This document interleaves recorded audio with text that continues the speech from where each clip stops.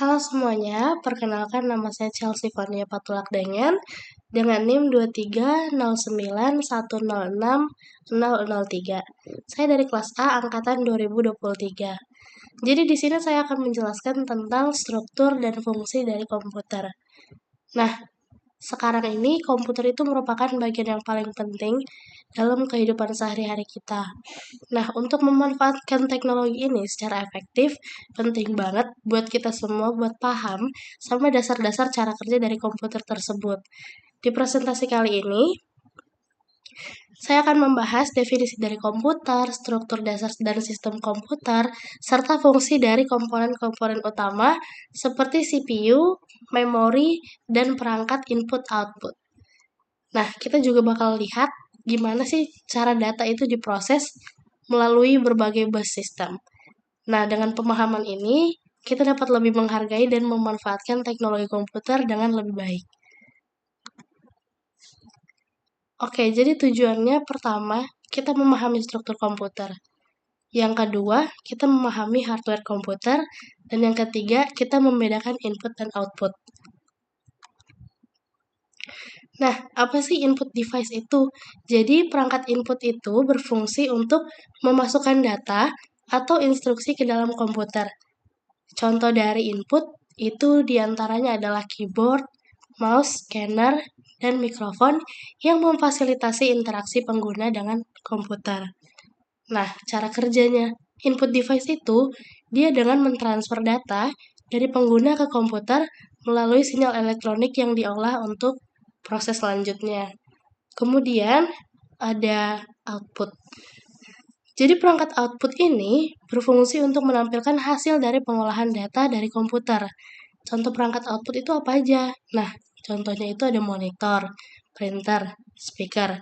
Nah, itu memungkinkan pengguna bisa melihat atau mendengar hasil dari proses input tadi. Nah, cara kerja output device itu dengan menyajikan data yang telah diproses ke dalam format yang dapat dimengerti oleh pengguna seperti teks, gambar, dan juga suara. Kemudian, pengertian processing device. Nah, jadi definisinya itu adalah perangkat yang melakukan pengolahan data dan instruksi untuk menghasilkan output yang diinginkan. Yang kedua, contohnya perangkat pengolahan ini adalah CPU, Central Processing Unit. Nah, CPU ini merupakan contoh utama dan bertanggung jawab atas semua perhitungan dan pengolahan data. Kemudian yang ketiga, peran dalam sistem komputer ini apa sih gitu? Nah, processing device sendiri itu sebagai pusat pengolahan informasi. Meski perlu sinergi dengan input dan output device untuk berfungsi atau bisa bekerja dengan lebih baik. Kemudian, dasar teori komputer. Nah, komputer sendiri ini adalah sistem elektronik yang dapat memanipulasi data secara tepat dan otomatis berdasarkan instruksi yang tersimpan dalam suatu memori. Nah, fungsinya ini meliputi merespons input, memproses informasi, menyimpan data, dan menghasilkan output sehingga berperan sebagai alat bantu dalam berbagai aplikasi.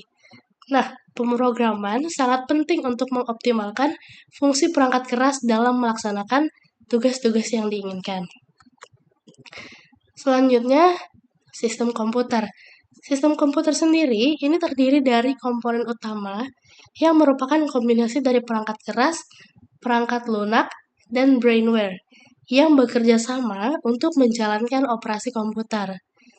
Jadi komponen-komponen ini saling berhubungan, di mana perangkat keras memerlukan perangkat lunak untuk berfungsi, sementara brainware bertugas untuk mengoperasikannya. Tanpa sinergi di antara ketiga elemen ini, sistem komputer tidak akan dapat berfungsi dengan efektif. Kemudian struktur komputer. Struktur komputer dapat divisualisasikan melalui diagram blok yang menunjukkan komponen-komponen penting dan bagaimana sih masing-masing perangkat terintegrasi serta berfungsi. Nah, CPU sebagai otak komputer bertanggung jawab atas pengolahan data dan pengendalian operasional seluruh sistem. Sistem input-output mentransfer data ke CPU, memfasilitasi komunikasi antar komputer dan perangkat eksternal. Kemudian fungsi komponen struktur komputer. Fungsi komponen dalam struktur komputer mencakup peran setiap bagian yang penting. Input device berfungsi mengatur data dari pengguna menjadi format yang dapat diproses oleh sistem. Sementara output device menyajikan hasil akhir pemrosesan data dalam format yang sesuai bagi pengguna. CPU dan memori berperan memproses data yang diterima serta menyimpan instruksi dan hasil pengolahan untuk digunakan lebih lanjut. Penerapan address bus dan control bus. Penerapan address bus dan control bus penting dalam komunikasi antar komponen komputer. Address bus digunakan untuk menunjukkan lokasi data yang akan dibaca atau ditulis, memastikan akses ke memori yang tepat, sementara control bus ini untuk mengatur perintah dan kontrol dalam komunikasi antar komponen, memastikan operasi berjalan secara sinkron. Implementasi address bus dan control bus juga diterapkan dalam perangkat keras modern, seperti dalam komunikasi data pada sistem NVMe dan SATA. Selanjutnya keunggulan dan perbandingan teknologi. Perbandingan antara SATA dan NVMe. SATA sendiri ini adalah antarmuka lama yang digunakan untuk pengaturan penyimpanan. Sementara NVMe menawarkan kecepatan jauh lebih tinggi dengan interfacing langsung ke CPU. Nah, kelebihan teknologi NVMe ini bisa mengurangi latensi dan meningkatkan kecepatan transfer data, menjadikannya pilihan yang lebih baik untuk penyimpanan solid state.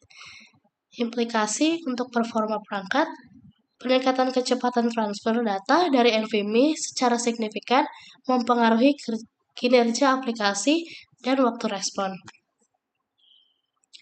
Jadi kesimpulannya adalah pemahaman tentang konsep dasar serta hubungan antar komponen dalam komputer, seperti perangkat keras, perangkat lunak, dan brainware. Nah, ini penting banget dalam pengolahan data. Untuk memahami yang lebih dalam, disarankan mengeksplorasi lebih jauh aspek pemrograman dan pengoperasian perangkat guna meningkatkan keahlian. Nah, langkah selanjutnya yang direkomendasikan adalah mengembangkan keterampilan praktis seperti membangun sistem komputer atau belajar pemrograman untuk memperdalam pemahaman mengenai komputer. Mungkin sekian dari saya. Terima kasih.